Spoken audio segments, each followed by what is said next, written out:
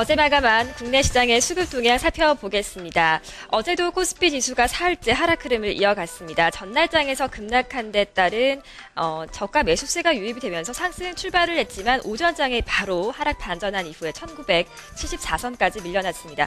코스닥 지수 마찬가지로 나흘째 하락하면서 506선의 저점에서 마무리가 됐습니다. 유가증권 시장의 수급 동향 살펴보겠습니다.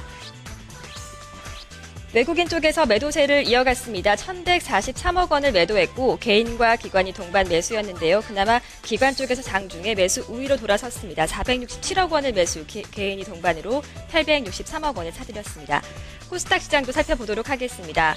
코스닥 쪽에서는 외국인이 매도를 했습니다. 281억 원을 매도했고 개인과 기관이 각각 35억 원과 208억 원씩을 매수했습니다. 선물시장까지 살펴보도록 하겠습니다. 선물시장 외국인의 매수세가 유입됐습니다. 80계약을 사들였고 개인과 기관이 각각 66계약과 1,143계약씩을 매도했습니다. 외국인과 기관의 순매수 그리고 순매도 상위 종목들을 살펴보도록 하겠습니다. 먼저 외국인의 순매수 상위 종목입니다. 1위는 현대차가 올라와 있습니다. 3위권에 기아차가 올라와 있는데요. 자동차주에 대한 저가 매수세가 계속 이어지는 모습이 나타났습니다. LG 디스플레이는 외국인의 매수세 2위에 올라왔는데요. 그동안의 애플발 악재 부진에 따라서 하락했던 종목인데 5거래일 만에 상승 전환을 했습니다. 4위는 현대백화점입니다. 메리츠존금증권 쪽에서는 어제 타사 대비 우월한 수익 구조가 부각되고 있다라고 얘기를 했습니다. 기관의 순매수 1위는 삼성생명, 2위가 자동차주인 현대모비스, 이어서 삼성증권과 네오이즈게임즈, 코스닥 종목이 올라왔고 롯데하이마트가 5위에 올라왔습니다. 순매도 상위 종목도 살펴보도록 하겠습니다. 외국인의 순매도 상위 1위는 삼성전자였습니다. IT주들의 부진이 두드러진 날이었는데요.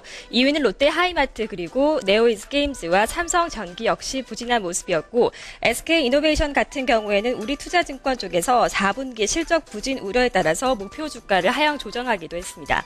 기관 쪽에서는 SK하이닉스를 많이 매도했습니다. 이어서 LS와 현대백화점, 삼성정밀화학과 SK이노베이션의 순으로 매도를 했습니다. 순매수 특징 종목을 살펴보도록 하겠습니다. 오늘은 현대모비스를 살펴보겠는데요. 기관과 외국인 쪽에 동반 매수세가 유입이 됐습니다. 기관 쪽에서 7만 3천여 주를 매수했고 외국인이 동반으로 3천여 주를 매수했는데요. 현대모비스의 현재 주가를 확인해 보도록 하겠습니다. 일봉 차트의 흐름입니다. 3거래일 연속의 상승을 이어가고 있습니다. 1.75% 어제 추가적으로 상승을 하면서 26만 2천 원 선의 거래를 마감했는데요. 외국인 쪽에서는 자동차주가 속한 운수 장비 업종을 어제 적극적으로 사들이면서 종목 상승을 견인하는 데 역할을 했습니다.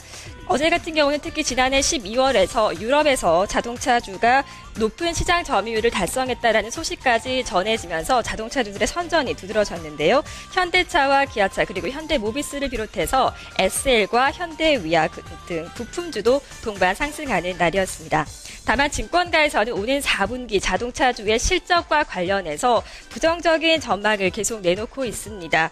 환율 리스크로 인한 낙폭 과대, 이에 따른 저가 매수세가 따라서 앞으로 언제까지 이어질지는 조금 더 지켜봐야 할 것으로 보입니다.